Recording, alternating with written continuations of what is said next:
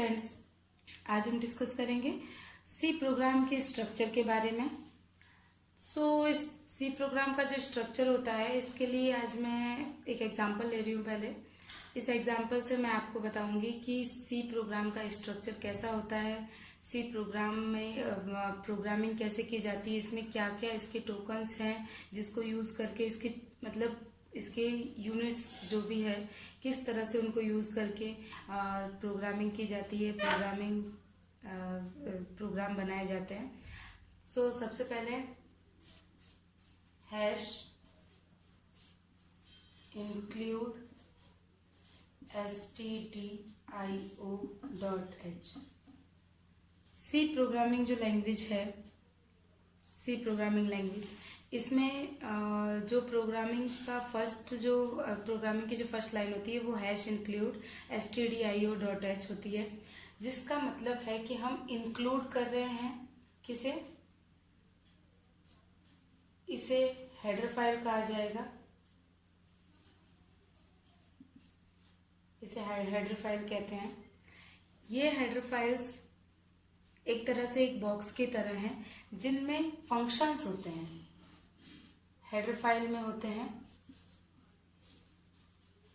Functions, और अगर जब भी हमें प्रोग्राम में फंक्शंस का यूज़ करना होता है, चाहे वो जिस भी हेडर फाइल से रिलेटेड है, तो मैंने आपको पहले ही बताया कि हेडर फाइल्स में होते हैं फंक्शंस।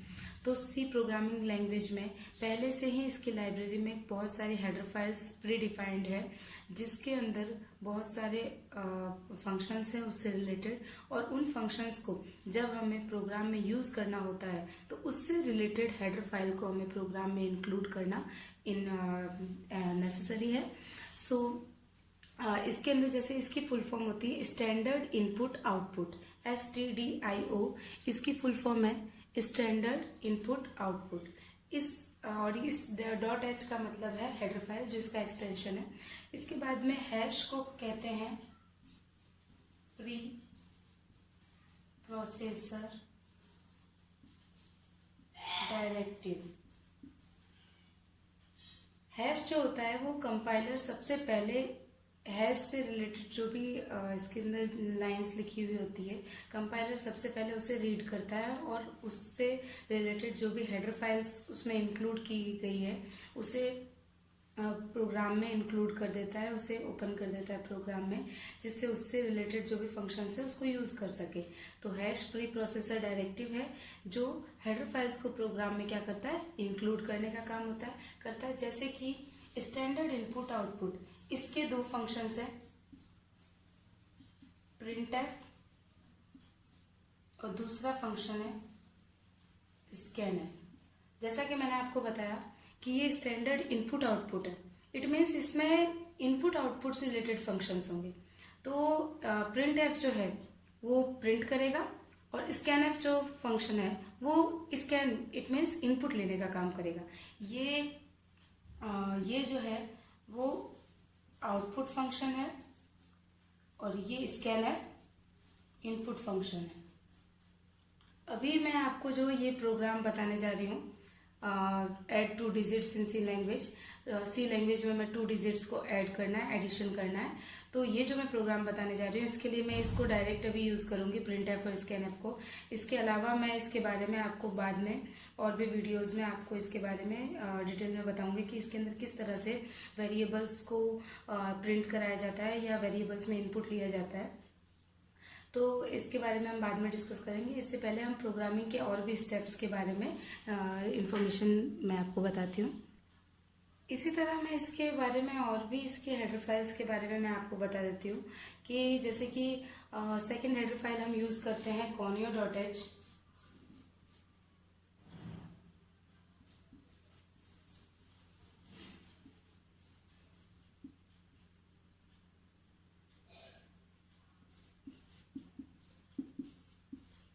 ये सभी स्मॉल लेटर में ही लिखना है, तो क्योंकि सी लैंग्वेज जो होती है केस सेंसिटिव लैंग्वेज है, सो इसमें अगर हम कैपिटल लेटर में लिखेंगे तो ये इसे शायद जो इसमें डिफाइंड है वो स्मॉल लेटर में है, तो इसको ये अलग समझेगा तो एरर जनरेट कर सकता है।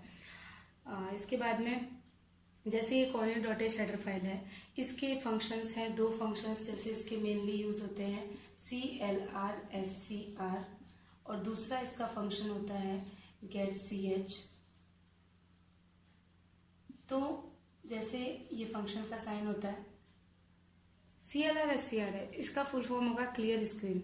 तो ये दोनों आउटपुट को कैसे शो करना है उससे रिलेटेड फंक्शन है।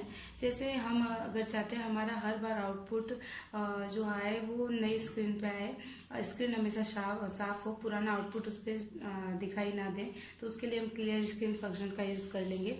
और getch जो फंक्शन है इसी का, वो आउटपुट को डायरेक्ट देखने के लिए यूज़ होता है।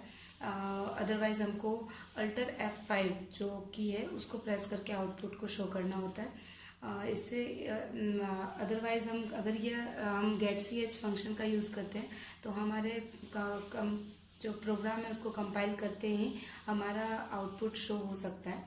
जो भी उसमें इनपुट है वो डालेंगे, उसके बाद में हमारा आउटपुट शो हो जाएगा। और अगर हम ये कुछ प्रोग्रामिंग जो कुछ ऐसे सॉफ्टवेयर है जो बिना इसके भी डिस्प्ले कर देते हैं, बट जनरली हमें इसको लिखना होगा, अदरवाइज़ हमें Alt F5 की का यूज़ करके आउटपुट को शो करवाना होता है। इसी तरह बहुत सारे फंक्शंस और भी हैं, जैसे मैथ से रिलेटेड अगर हमें फंक्शन का यूज़ करना है तो हम math.h हेडर फाइल को इंक्लूड करेंगे। उसके अलावा भी बहुत सारे हेडर फाइल्स हैं, जैसे स्ट्रिंग्स जो होती है, स्ट्रिंग के बारे में बाद में बात करेंगे। तो स्ट्रिंग के लिए भी string.h है। तो हर फंक्शन जो भी हमें यूज़ करना है, प्री डिफाइंड फंक्शंस जो लाइब्रेरी में पहले से ही डिफाइंड है, वो फंक्शंस अगर हम यूज़ करना चाहते हैं तो उससे रिलेटेड हेडर फाइल को इंक्लूड करना नेसेसरी है। इसके बाद में हम मेन फंक्शन का यूज़ करते हैं। ये मेन फंक्शन में ही पूरा प्रोग्राम होता है। प्रोग्राम में जितने भी एलिमेंट्स होंगे, जो भी चीज़ें होंगी, वो सारी इस मेन फंक्शन के अंदर ही होगी।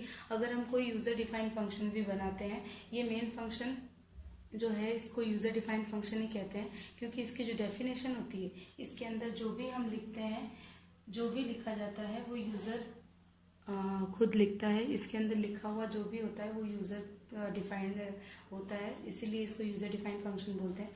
सो ये मेन फंक्शन के अंदर ही पूरा प्रोग्राम हमारा प्रोसेस होता है। चाहे इसके अलावा हमने कोई फंक्शन बना रखा है तो वो भी मेन फंक्शन में ही कॉल किया जाएगा उसको भी। तो इस सब के बारे में मैं आपको आगे वीडियोस में बताती जाऊंगी। तो मेन फंक्शन इसके बाद की हमारा स्टेप है, हेडर फाइल के बाद में मेन फंक्शन के बाद में मेन फंक्शन को ओपन करेंगे। ओपन करने के बाद में जैसे कि हमको यहाँ पे मैंने आपको बताया कि ऐड 2 डिजिट्स, हमको 2 डिजिट को ऐड करना है, तो इसके लिए हमें 2 वेरिएबल की नीड होगी। तो हम यहाँ पे 2 वेरिएबल डिक्लेयर करेंगे। इंटीजर टाइप का वेरिएबल है a, b, और b के बाद में एक तीसरा वेरिएबल मैं ले रही हूँ दोनों को ऐड करके उसमें स्टोर करने के लिए। तो तीसरा वेरिएबल मैंने ले लिया सम, और उसके बाद में सेमीकोलन टर्मिनेटर होता है जो लाइन की जो हमारे जो भी स्टेटमेंट है उसकी एंडिंग को शो करता है। इसके बाद में printf स्टेटमेंट स्क्रीन पर शो करेगा जो भी हम यूज़र से लेना चाहते हैं। तो हम यूज़र से इनपुट लेना चाहते हैं तो एंटर 2 डिजिट्स,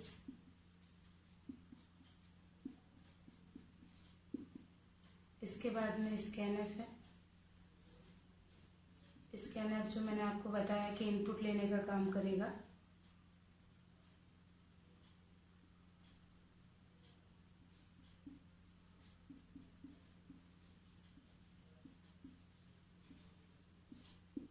ये एंड जो है इसे एड्रेस ऑफ कहते हैं, address of A and address of B. जहाँ पर भी मेमोरी में ए और बी का एड्रेस होगा वहाँ पर 2 वैल्यू को इनपुट ले लिया जाएगा। इसके बाद में हमारी प्रोसेस होगी sum equal a plus B, जो हमको काम करवाना है।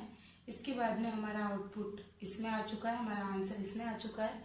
जैसे मैंने आपको बताया था कि कैलकुलेटर है, तो कैलकुलेटर में अगर हम 2 डिजिट को एंटर करते हैं तो वो एडिशन तो अंदर हो गया, अगर हमने एडिशन पे साइन पे क्लिक किया है। अगर वो हमें शो ना हो तो कोई मतलब नहीं है। तो उसको शो करने के लिए हम यहाँ पे वापस printf फंक्शन का यूज़ करते हैं। तो printf से हमारा आउटपुट क्या हो जाएगा, शो हो जाएगा।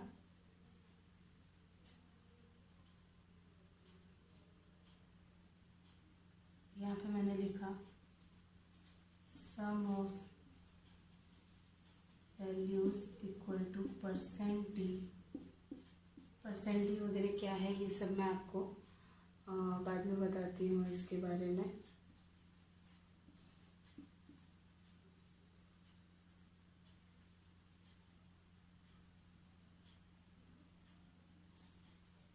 मैंने यहाँ पे conny.h लिखा तो है पर इसके दोनों फंक्शंस का यूज़ नहीं किया है।